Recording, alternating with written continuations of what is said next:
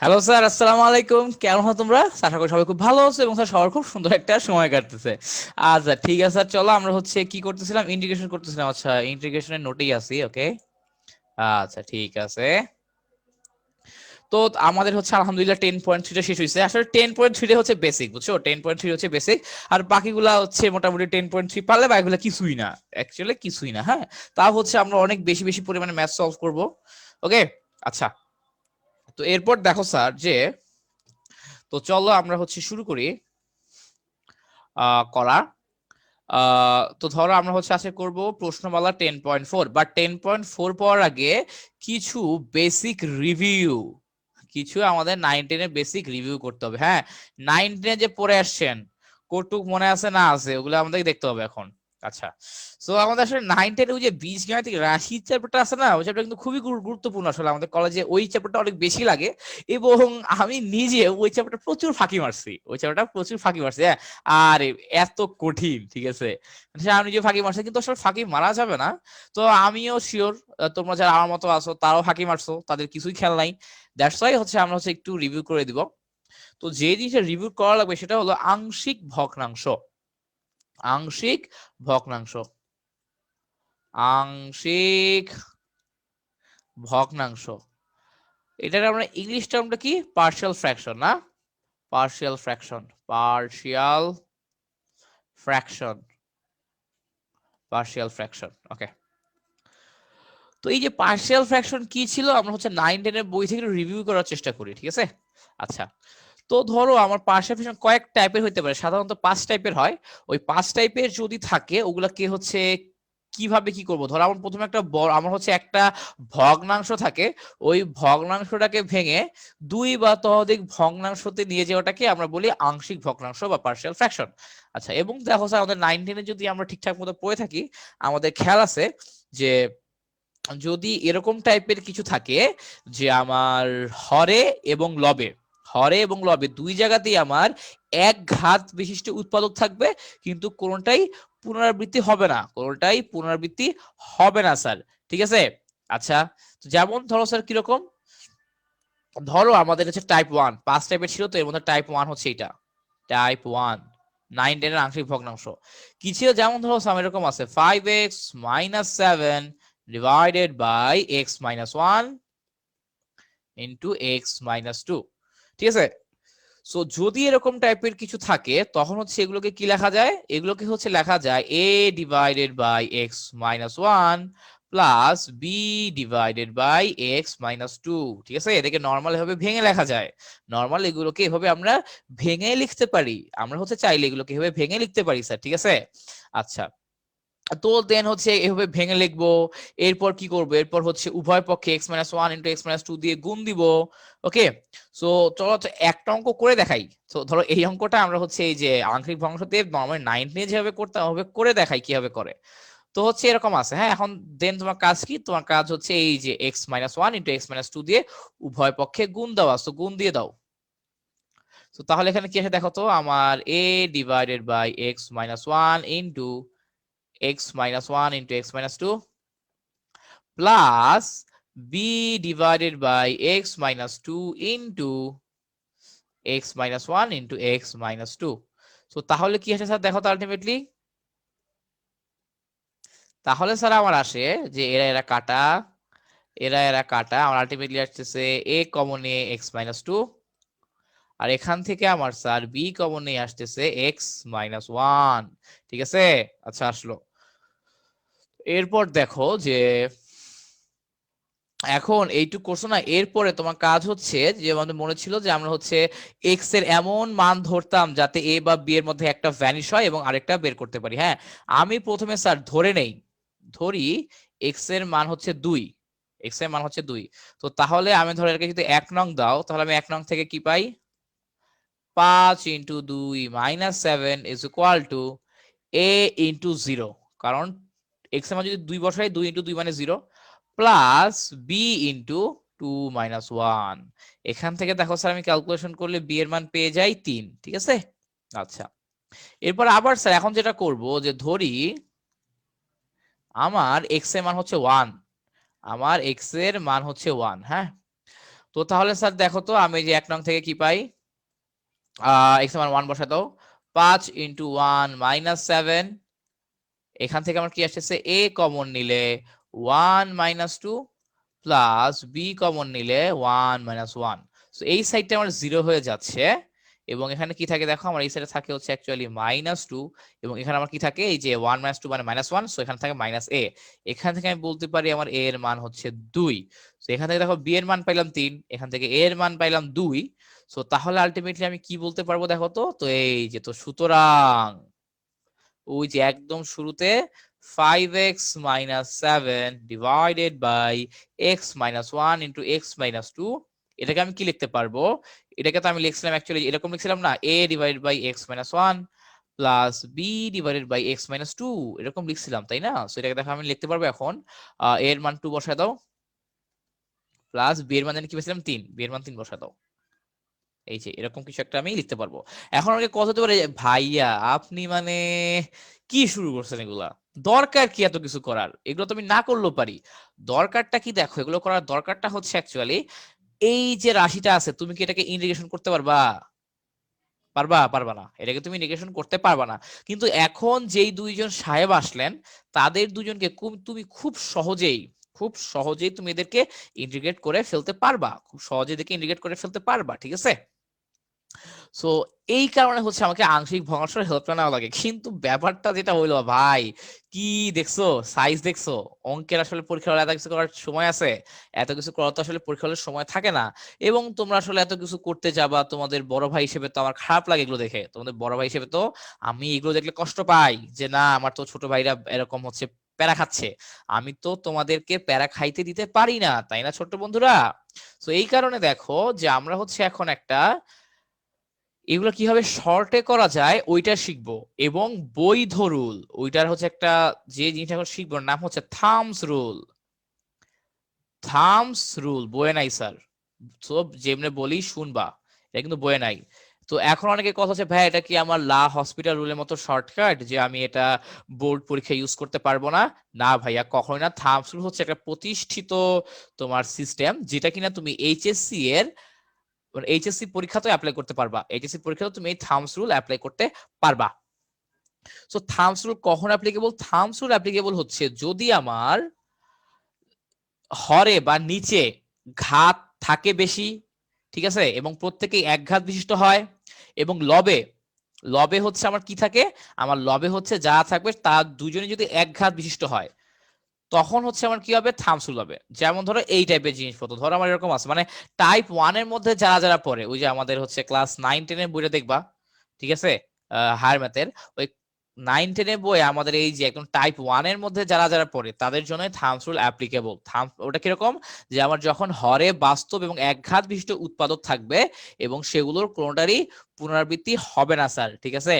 আচ্ছা, এবং মনে রাখবা যে আমার হইতেছে ইয়া হবে, আসলে ওটা কি বলে, যে আমার হরে ঘাত কম হবে এক্স এর, লবে আমার হচ্ছে লবে হচ্ছে এক্স এর ঘাত কম হবে, হরে হচ্ছে বেশি হবে। দেখো এখানে আমার এক্স আর এক্স যদি গুণ দেই তাহলে কি আসে দেখো তো, আমি যদি নিচে গুণ দিয়ে দিই আমার এরকম চলে আসে x square minus 2x minus x plus 2। So ultimately কি দাঁড়াচ্ছে আমার নিচে, ওর উপর তো 5x মাইনাস 7 আছে। সো আমার আসলে দেখো তো হরে দাঁড়াচ্ছে x square minus 3x plus 2। তো এইখানে দেখো স্যার আমার কি আসলো, 2 ঘাত আসলো 2, ঘাত কি আসছে আমার, ঘাত আসছে 2, তাই না? আচ্ছা, আমার ঘাত যেহেতু 2 আসছে, দ্যাটস ওয়াই আমার এটা হচ্ছে একটা দ্বিঘাত বলতে পারি, নিচেটাকে একটা দ্বিঘাত মানে দ্বিঘাত হচ্ছে একটা রাশি বলতে পারি। আমার ওপরে দেখো ঘাত 1, নিচে হচ্ছে ঘাত 2, তো তার মানে কি, তার মানে আমার হরে কিন্তু ঘাত বেশি, লবে কিন্তু ঘাত কম। যদিও ওপরে ঘাত কম থাকে নিচে ঘাত বেশি থাকে, ওই কেসে আমরা থামস রুলটা অ্যাপ্লাই করতে পারি, থামস রুলটা আমরা ওই কেসে অ্যাপ্লাই করতে পারি স্যার, ঠিক আছে? কথা শুনে হচ্ছে এখন কেমন কেমন লাগতেছে তোমাদের, আসলে তো থিওরি তো করে তো করা যায় না, আমরা ডিরেক্ট ম্যাথ করি তাহলে খুব ইজিলি বুঝবো। যেমন ধর যে এই ম্যাথটাই, এই ম্যাথটা এখন থামস রুল দিয়ে করার চেষ্টা করি। থামস রুল কি, থামস রুল কে আপনি অ্যাপ্লাই করব, কি করব? সো সিস্টেম কি স্যার, দেখো এটাকে আমি যখন ডিরেক্টলি ভাঙাবো, কোনো তিনে টান দিব না, দিব জাস্ট দুটো টান। সিম্পলি করার সিস্টেম হচ্ছে, প্রথমে এই যে এদের মধ্যে যে কোনো একটাকে লিখবা, ধর লিখলাম x-1। এখন যেইটা তুমি লিখছো এখানে, ওইটাকে তুমি মনে মনে জিরো ধরবা, যেটা অলরেডি লিখে ফেলছো ওইটাকে মনে মনে জিরো ধরবা। সো ওইটাকে জিরো ধরলে আমার এক্স এর মান কি আসে? এক্স এর মান 1 আসে। দেন ওই এক্স এর মান বাকি যারা আছে ওদের মধ্যে বসায় দিবা। যেমন ধরি যেখানে এক্স আছে না, এখানে এক্স এর মান বসায় দাও 1 - 2, এখানেও তুমি এক্স এর মান বসায় দাও 5 × 1 - 7। কি বসাইছো? আচ্ছা, এরপরে প্লাস যাকে তুমি একবার জিরো ধরে ফেলছো ওকে আর জিরো ধরা যাবে না। প্রথমে দেখো আমি ওকে লিখছিলাম না, এখন আমি লিখবো ওকে, এক্স মাইনাস টু কে আমি লিখবো আগে। এখন যাকে আগে লিখে ফেলছি, যাকে আগে লিখে ফেলছি ওকে এখন মনে মনে জিরো ধরবো, যে x minus two is equal to zero. আমার এখান থেকে চলে আসে এক্স এর মান 2। সো এক্স মাইনাস টু তো আগে লিখছি, সো এক্স মাইনাস টু তো আর লেখা যাবে না। এখন এক্স মাইনাস টু বাদ আর কি আছে? এই যে আমার এক্স মাইনাস ওয়ান আছে। সো এই এক্স মাইনাস ওয়ানে তুমি এক্স এর মান বসাও 2,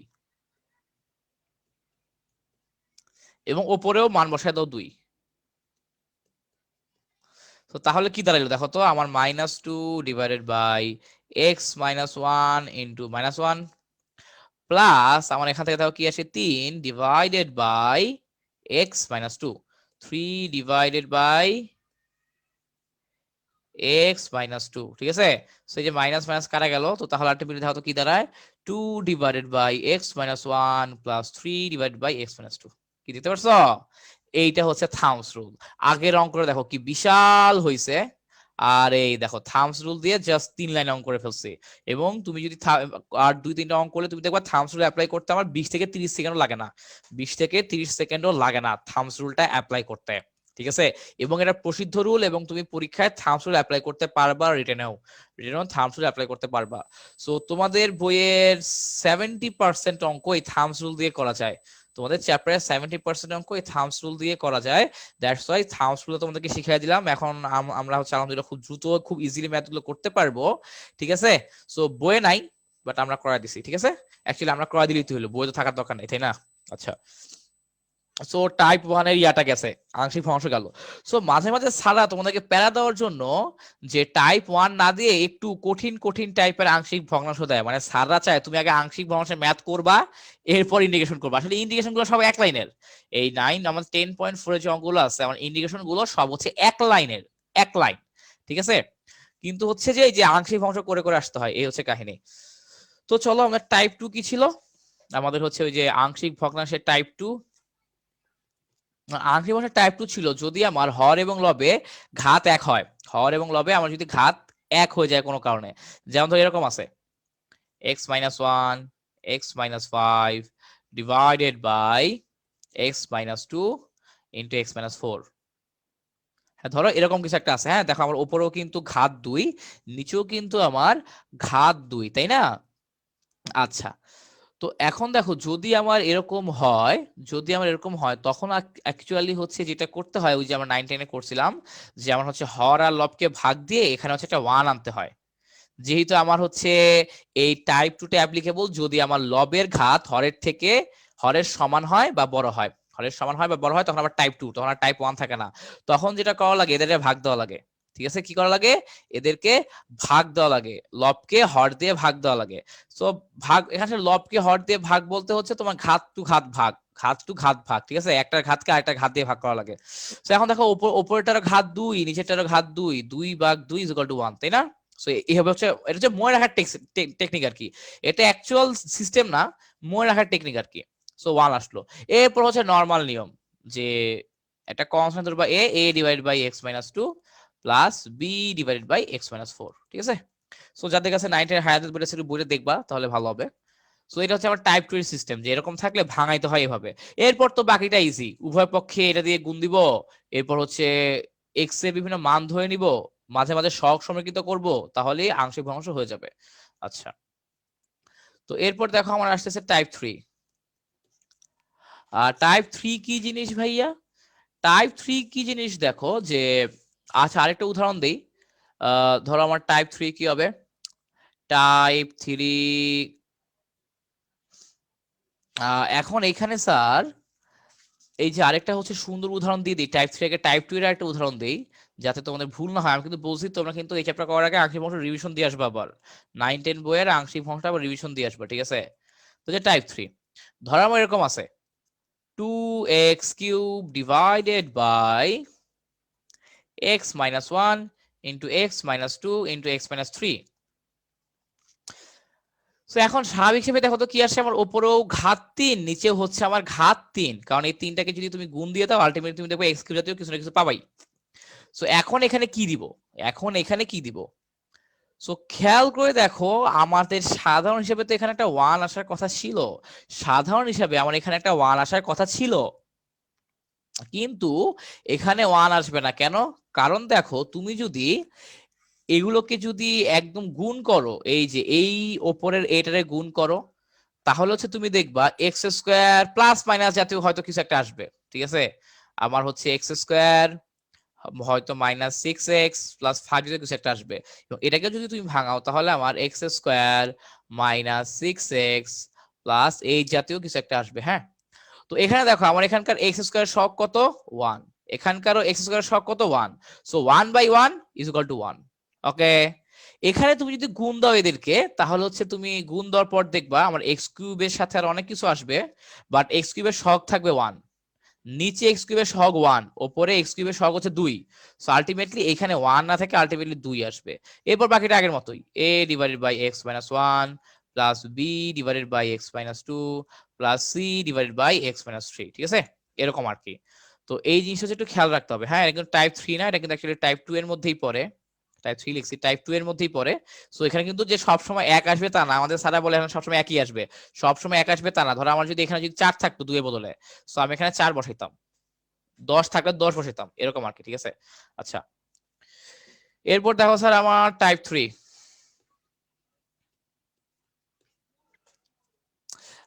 টাইপ 3 কি?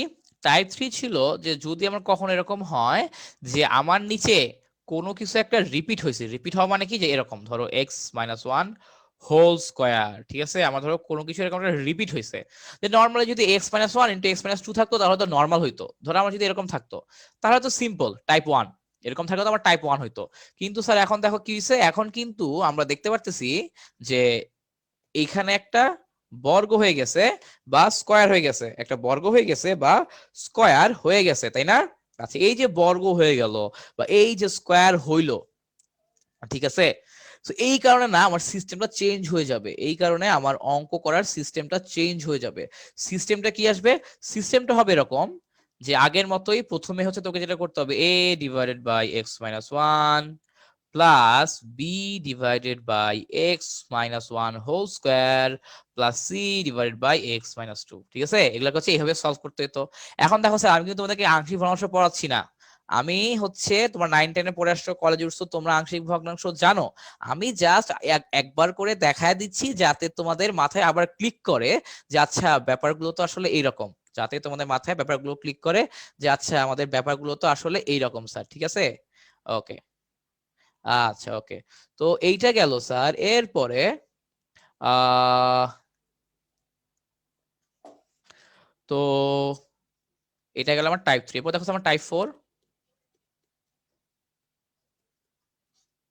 আমার টাইপ 4 হলো যে ধরো এরকম আছে, হ্যাঁ, যে আমার তো হচ্ছে এটা directly x minus 1 whole square এই টাইপের ছিল, কিন্তু যদি আমার এরকম থাকে যে এক্স মাইনাস 1 হোল স্কয়ার না, আমার ধরো ইসের উপরই আছে, ওটা কি বলে, ধরো প্রথমে নর্মাল আছে, ধরো যে আমার এক্স স্কয়ার প্লাস 4, আর ধরো এক্স মাইনাস 1 আছে, তখন কি হবে? ঠিক আছে, ওই কেস গুলাতে আমার ধরো হোল স্কয়ার থাকলে যেটা করতে হয়, প্রথমে একবার হচ্ছে এক্স মাইনাস 1, এরপর এক্স মাইনাস 1 হোল স্কয়ার। যদি এরকম থাকতো যে কথার কথা বলতেছি, ধরো আমার এরকম আছে যে এখানে ধরো কিউব আছে, তখন কি করতে হইতো, এই যে প্রথমে এক্স মাইনাস 1, এরপর এক্স মাইনাস 1 হোল স্কয়ার, এরপর সি দিয়ে এক্স মাইনাস 1 কিউব, এরপর আমার ডি চলে আসতো, এই যে এরকম, তাই না? এটা হচ্ছে আমার সিস্টেম, যেটা আমরা শিখছিলাম আংশিক ভগ্নাংশতে। আর আমার যদি কোনো কিছুর ওপর যদি এরকম থাকে, ধর এখানে কি আছে, এক্স স্কোয়ার আছে, তখন আমার জানি কি লিখতে হয়, তখন আমার স্যার লেখালেখি হবে যে x plus B divided by x square plus 4 plus c দিয়ে এক্স মাইনাস 1, ঠিক আছে? আমাদের এরকম অঙ্ক কিন্তু চ্যাপ্টারেও আছে, ঠিক আছে? আমার চ্যাপ্টার কিন্তু এরকম আংশিক ভগ্নাংশ সলভ করা লাগবে, সলভ করে ইন্টিগ্রেশন করা লাগবে, এই কারণে আগেই দেখাই দিচ্ছি, এই কারণে হচ্ছে স্যার আমরা আগেই দেখাই দিচ্ছি স্যার, ঠিক আছে? আচ্ছা, তো গেল এটা। তো তাহলে আমার কি আসলো, X plus B divided by x square plus 4 plus C divided by x minus 1 plus C divided by x minus 1, ঠিক আছে? আচ্ছা, তো এইটা গেল কি, এটা গেল হচ্ছে আমার টাইপ 4, এইটা হচ্ছে গেল আমার টাইপ 4 স্যার, ঠিক আছে।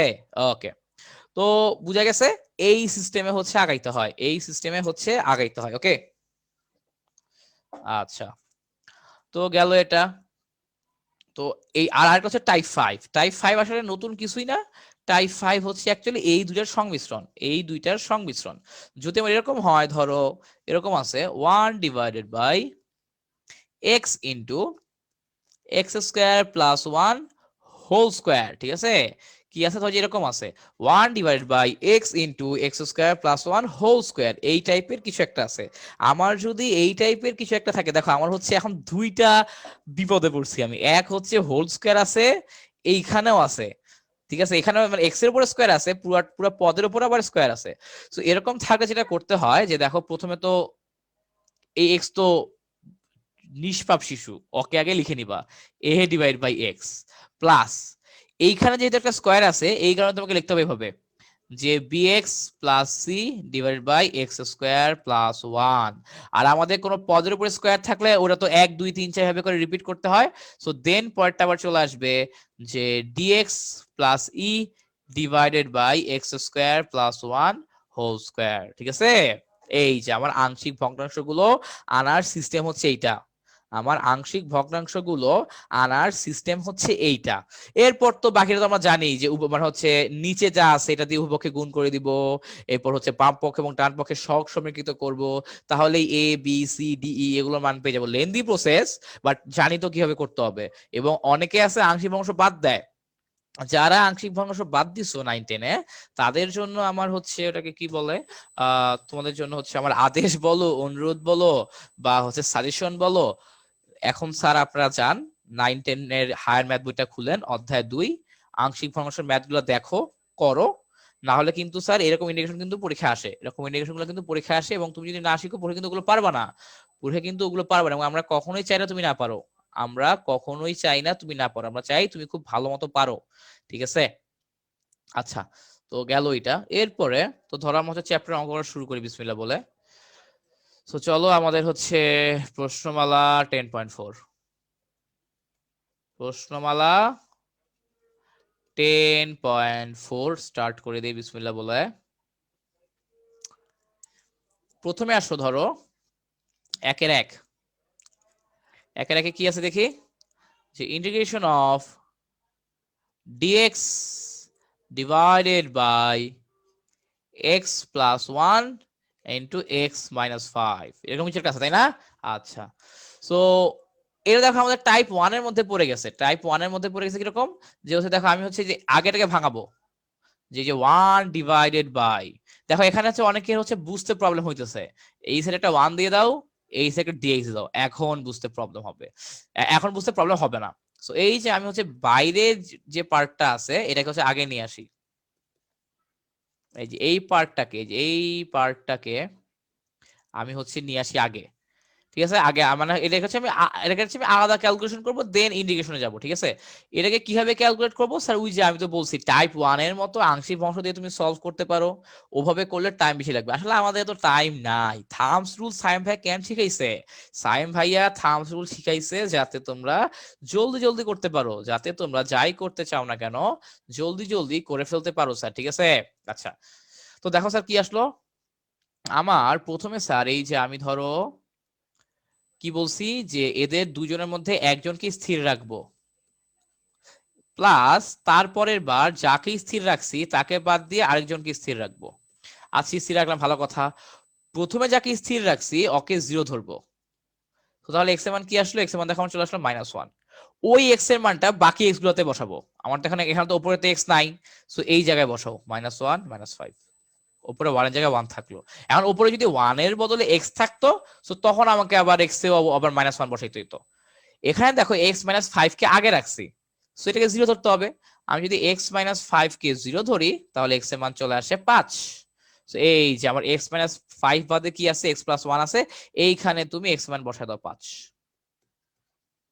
আর উপরে তো 1 1 এর মতোই থাকলো, উপরে 1 1 এর মতোই থাকলো, দেখছো এই যে বসাই দিছি। এখন জাস্ট সিম্পল ক্যালকুলেশন, এই যে আমার বসায় দেওয়া হয়ে গেল। এখন হচ্ছে আমার সিম্পল ক্যালকুলেশন। তো দেখো স্যার তাহলে কি আসে, 1 divided by x plus 1 into minus 6 plus 1 divided by x minus 5 into 6, ঠিক আছে? আচ্ছা, তো আসলো এরকম কিছু একটা। এরপরে দেখো যে আমার হচ্ছে সহগগুলোকে উপরে উঠাও। তো তাহলে কি আসে দেখো তো, তাহলে আমার আসে -1/6 divided by x plus 1 plus 1/6 divided by x minus 5। ঠিক আছে, সহগগুলোকে উপরে রাখো। কেন সহগগুলোকে উপরে রাখলাম, কাহিনী আছে। তো এই যে এখন যে ভ্যালুটা পাইছি ওই ভ্যালুটা বসায় দিবা এখানে। সুতরাং integration of 1 divided by x plus 1 into x minus 5 dx is equal to কি হলো, এই দেখো আমার হচ্ছে বাকি ভ্যালুটা বসায় দাও এখানে। হচ্ছে এই যে এটার বদলে আমি কি লিখতে পারি, -1/6 ডিভাইডেড ভাগ x plus 1 plus 1/6 divided by x minus 5। ঠিক আছে, আর এখানে কি আসবে, dx। তো এটাকে এখন আলাদা করে দাও। the integration of -1/6 divided by x plus 1 dx plus integration of 1/6 divided by x minus 5 dx। so সবগুলোকে সামনে নিয়ে আসো, -1/6 dx divided by x plus 1 plus 1/6 integration of dx divided by x minus 5। তো এখন দেখো স্যার, এই যে আমাদের x প্লাস 1 বা x মাইনাস 5, তুমি এদেরকে যদি ডিফারেন্সিয়েশন করো, এখন দেখো নরমালি সাধারণ হিসেবে আমাদের কি করার কথা ছিল, যে এদেরকে z ধরার কথা ছিল, তাই না? যে এদেরকে z ধরবো, এদেরকে কি ধরবো, z ধরবো। এখন দেখো স্যার, তোমার হচ্ছে আমি বললাম তুমি যতই সামনে যাবে তুমি দেখবে তোমার ইন্টিগ্রেশনের লেন্থ গুলো বড় হচ্ছে, তো ইন্টিগ্রেশনের লেন্থ গুলো বড় হচ্ছে। ঠিক আছে, এখন তুমি চিন্তা করো যে তুমি চাইলে z ধরতে পারো, যে z is equal two x plus 1। তো তাহলে আমার কি আসে, dz is equal two dx আসে, তাই না? তো তুমি মনে রাখবা, আমার যদি এই যে আমি যখন ln এর সূত্রে ফালাবো, তুমি হচ্ছে ওই যে ডিফারেন্সিয়েশনের চেইন রুলের মতো প্রথমে হচ্ছে সূত্রে ফেলে দিবা। প্রথমে কি করবা, প্রথমে হচ্ছে এদেরকে তুমি সূত্রে ফেলে দিবা। নরমালি হচ্ছে তাই, যেমন ধরো যে কথার কথা তোমাকে হচ্ছে এগুলো করার আগে দুইটা করাই, কারণ হচ্ছে আমরা এখন থেকে এই শর্টকাট সিস্টেম বা এই শর্টকাট মেজারমেন্ট গুলো আমরা অ্যাপ্লাই করব। তো এই কারণে হচ্ছে তোমাদেরকে আগে থেকে আমি দেখাই দিচ্ছি ব্যাপারগুলো। যে খেয়াল করবে একটা জিনিস, এখানে একটা জিনিস হচ্ছে তোমার খেয়াল করার আছে। কি খেয়াল করার আছে ভাইয়া, দেখো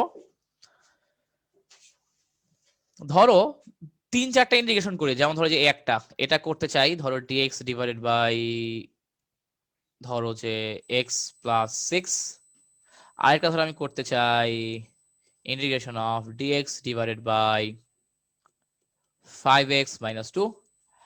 ধরো আরেকটা ধরো এই দুইটাই করি, হ্যাঁ।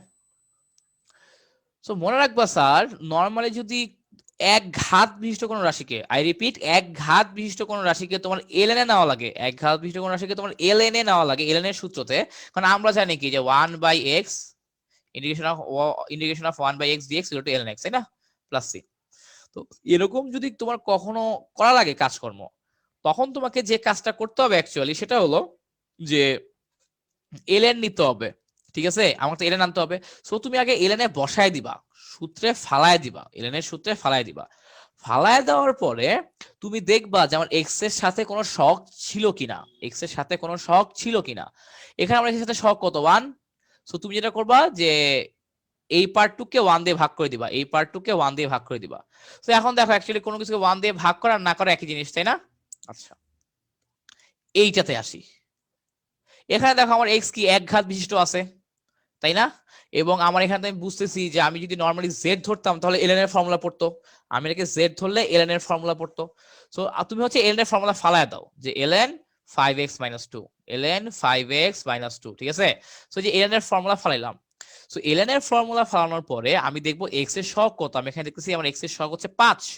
সো x এর সহগকে আমার হচ্ছে ভাগ করে দেওয়া লাগে, ডিফারেন্সিয়েশনের সময় x এর সহগকে গুণ করা লাগে, ইন্টিগ্রেশন x এর সহগকে ভাগ করে দেওয়া লাগে, এই যে ভাগ করে দিব ডিরেক্টলি। সো এটা দ্বারা কি হলো, এটা দ্বারা যেটা হলো ওই যে আমার জেড ধরা, এই করা সেই করা হ্যান ত্যান, এত টাইম আমার নাই। এত টাইম আমার নাই, ঠিক আছে? আমাদের হচ্ছে এই ইন্টিগ্রেশন গুলো খুব দ্রুত করতে হবে, এবং 10.4 এ তুমি দেখবা যে আমার অ্যান্সার না আসলে এলএন দিয়েই আসে। ম্যাক্সিমাম অ্যান্সার আমার এলএন দিয়েই আসে স্যার, ঠিক আছে? যেহেতু আমার ম্যাক্সিমাম অ্যান্সার এলএন দিয়েই আসে, সো আমাকে তো এটার শর্টকাট গুলো জানতে হবে, তাই না? তো তাহলে দেখো তো কি হলো, যে আমরা একটা জিনিস বুঝে গেলাম যে যদি হচ্ছে আমার এক্স এর ঘাত যদি 1 হয় এবং আমি যদি বুঝি এখানে আমার এলএন এর ফরম্যাট পড়বে, তো তাহলে আমি প্রথমে ডিরেক্টলি এলএন এর সূত্র ফেলে দিব এবং এরপরে এক্স এর সহগ যা আছে ওটা দিয়ে ভাগ করে দিব, এক্স এর সহগ যা আছে ওটা দিয়ে আমি ভাগ করে দিব। সিম্পল হিসাব, তাই না? আচ্ছা, সো গেল এটা। এরপরে আমরা একটু বুঝে দেই, তো এখন ওই অঙ্কটা শেষ করি। আমার উপরে যে অঙ্কটা আছে ওটা একটু শেষ করি। দেখি তো উপরের অঙ্কটা শেষ করলে আমার কি দাঁড়ায় ব্যাপার স্যাপার গুলো।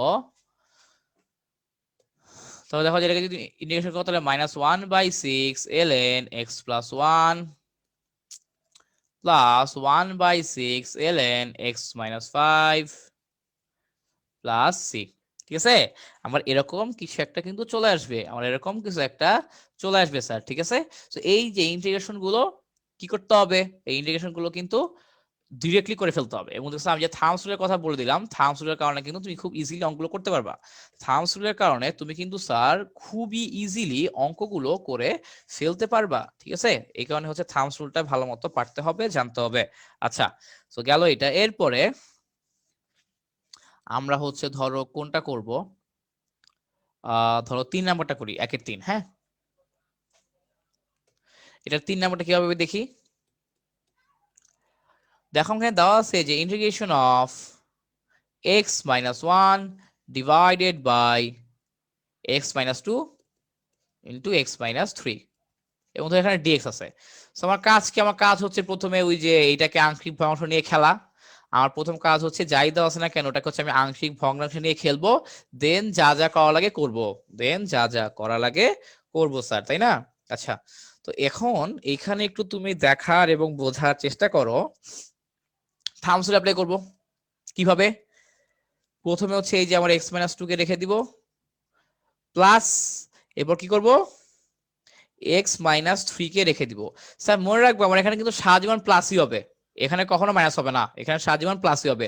অনেকে আবার এই যে এখানে একটা মাইনাস দেখে মাইনাস দিয়ে দেয়, অবশ্যই না স্যার, এখানে আমার সারাজীবন প্লাসই হবে, এখানে কখনো কোনো মাইনাস আসবে না, এখানে কখনো কোনো মাইনাস আসবে না স্যার, ঠিক আছে? আচ্ছা, তো এখানে স্যার একটা ছোটখাটো জিনিস একটু খেয়াল করো, যে আমি বলছি যাকে আমি স্থির ধরে নিব তাকে কি করা লাগবে, 0 ধরা লাগবে। সো x-2 কে 0 ধরলে আমার x এর মান আসলো 2। তো এই যে এখন এইখানে x এর মান 2 বসাও, তাহলে কি আসে 2 - 10, এবং ওপরে x এর মান 2 বসাও, তাহলে কি আসলো 2 - 1। তো এখানে আমি কি ধরছি, x-3 কে আগে লিখছি, তো তাহলে আমার x-3 কে 0 ধরা লাগবে। তাহলে এখান থেকে কি আসলো, এখান থেকে আমার x এর মান চলে আসলো 3, এখান থেকে আমার x এর মান চলে আসলো 3। তো তাহলে স্যার বাকি যে আছে, বাকি যারা আছে ওইখানে আমার x এর মান 3 বসায় দাও, 3 - 2, এখানে x এর মান কি আসবে 3 - 1। কি বুঝতে পারছো, এই যে থাম্বস রুল হয়ে গেল। দেন হইতেছে আমি এখন নরমাল কাজকর্ম করব। তোমাদের বইয়ে তো বললাম ম্যাক্সিমাম অঙ্ক থাম্বস রুল দিয়ে হয়, সব অঙ্ক থাম্বস রুল দিয়ে হবে তা না, কিছু কিছু অঙ্ক আমাকে 9 এর মতো আংশিক ভগ্নাংশ দিয়ে বড় বড় বড় করে করতে হবে। তো যেগুলা করতে হয় ওগুলোতে তো আসলে আমার কিছু করার নাই, কিন্তু এগুলো তো করা যায়। তো যেগুলো আমার নরমালি করা যায় ওগুলো আমি কেন এই সুবিধাটা ইউজ করব না, তাই না?